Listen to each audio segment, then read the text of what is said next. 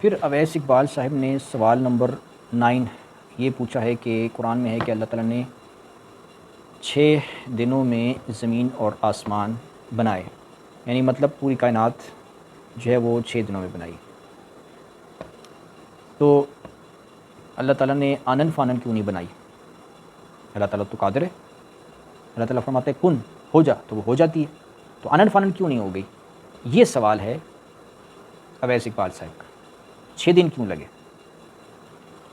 تو دیکھیں اویس اقبال صاحب، اس کا جواب یہ ہے کہ بے شک اللہ تعالیٰ قادر ہے، آنن فانن بنانا چاہے تو بنا سکتا ہے، لیکن اللہ نے 6 دنوں میں، اور جہاں دن سے مراد کیا ہے؟ دن سے مراد ہے زمانے، دور، ادوار، 6 ادوار۔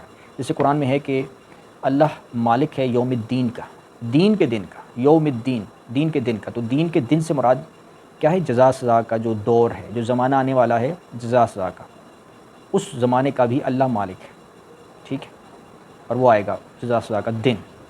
تو وہاں بھی دن سے مراد کیا ہے؟ زمانہ مراد ہے، وقت مراد ہے، زمانہ مراد ہے، دور مراد ہے۔ تو اب جو ہے یہ اللہ تعالیٰ نے 6 دنوں میں کائنات کو بنایا، تو آنن فانن کیوں نہیں بنایا؟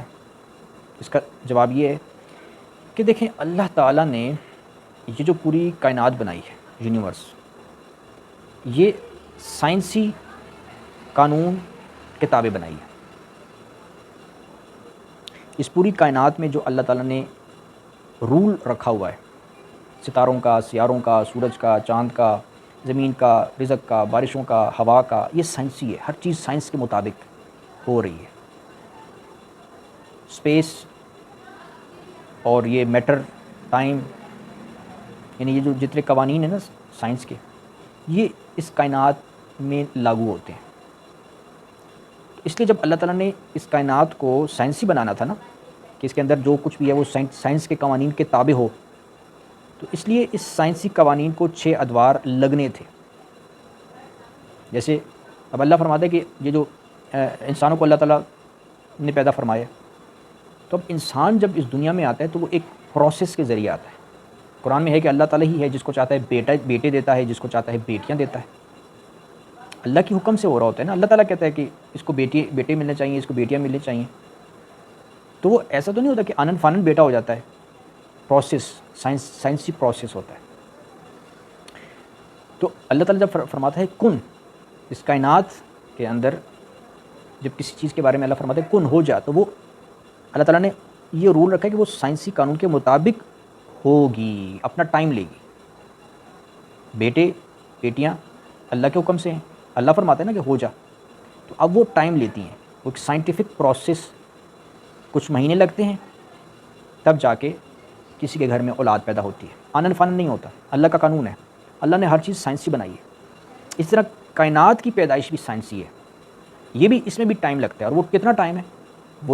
وہ ہے 6 ایام، 6 زمانے۔ اب وہ 6 زمانے کیسے ہیں اس تک سائنس پہنچی ہی نہیں ہے، ابھی پہنچنا باقی ہے۔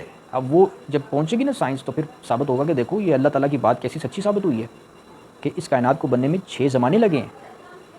تو 6 زمانے کیوں لگے؟ کیونکہ اللہ نے قانون یہ بنایا ہوا ہے کہ ہر چیز اس کائنات میں سائنٹیفک رول کے مطابق جو ہے نا چلے گی، بنے گی، وجود میں آئے گی، تباہ ہوگی، مرے گی، ٹھیک ہے نا، ہر چیز سائنس کے تابع چلے گی۔ یہ کائنات پوری سائنسی ہے، اللہ سائنس کے تابع نہیں ہے، اللہ جو ہے وہ سائنس کے تابع نہیں ہے، یہ کائنات سائنس کے تابع ہے۔ اب ہم نے اس چیز کو سمجھنا ہے، اللہ تعالیٰ قادر ہے، وہ چاہے تو آنن فانن ایک چیز کو پیدا کر دے، لیکن اللہ تعالیٰ نے جب کائنات بنائی ہی سائنسی ہے، انسانوں کو ہر چیز کو سائنس کے رول کے مطابق رکھا ہوا ہے، تو یہ ہمارے لیے تاکہ ہم سمجھ سکیں۔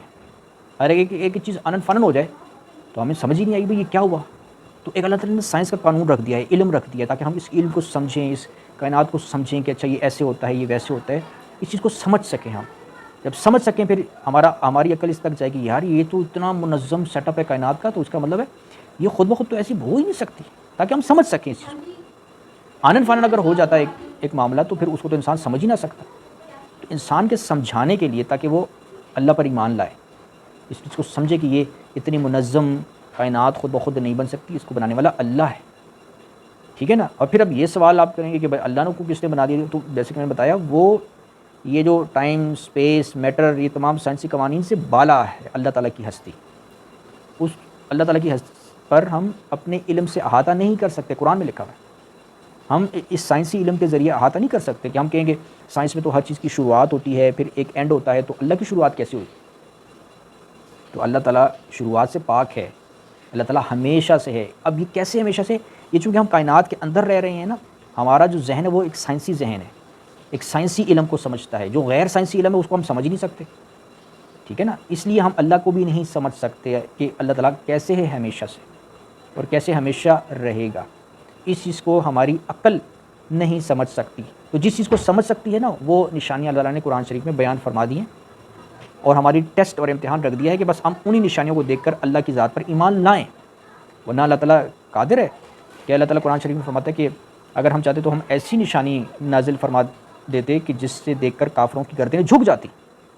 انکار کرنے کے یعنی کہ ایمان لانے کے سوا اور کوئی ان کے پاس چارہ ہی نہ ہوتا، وہ انکار نہ کر سکتے. لیکن اللہ تعالیٰ نے ایسی نشانی نازل نہیں فرمائی، بلکہ ایسی نشانیاں ظاہر فرمائی ہیں کہ جن پر ہم غور کریں اور اللہ تعالیٰ کی ذات تک پہنچ کر ہم ایمان لائیں، یعنی کہ اللہ تعالیٰ پر ایمان لائیں، پہچانیں اللہ تعالیٰ کے وجود کو، اللہ تعالیٰ کی صفات کو سمجھیں. تو ان اللہ تعالیٰ کی نشانیوں میں کافروں کے لیے انکار کرنے کا ایک پہلو بھی رکھ دیا کہ اگر وہ انکار کرنا چاہیں تو وہ انکار کر لیں. حالانکہ انکار کرنے کا کوئی وہ عقلی طور پر کوئی وہ پہلو نکلتا نہیں ہے، لیکن پھر بھی چونکہ یہ نشانیاں ایسی ہیں کہ ایک امتحان ہے، ایک ٹیسٹ ہے، اس لیے کافر لوگ انکار کرتے ہیں اور مومنین جو ہے وہ ایمان لاتے ہیں. تو یہ معاملہ ہے کہ یہ چونکہ کائنات سائنسی ہے تو اس میں ہر چیز جو ہے نا وہ سائنسی قانون کے تابع ہے. اس لیے جو ہے نا اس کائنات کو بننے میں 6 زمانے، 6 ادوار، 6 یوم لگے.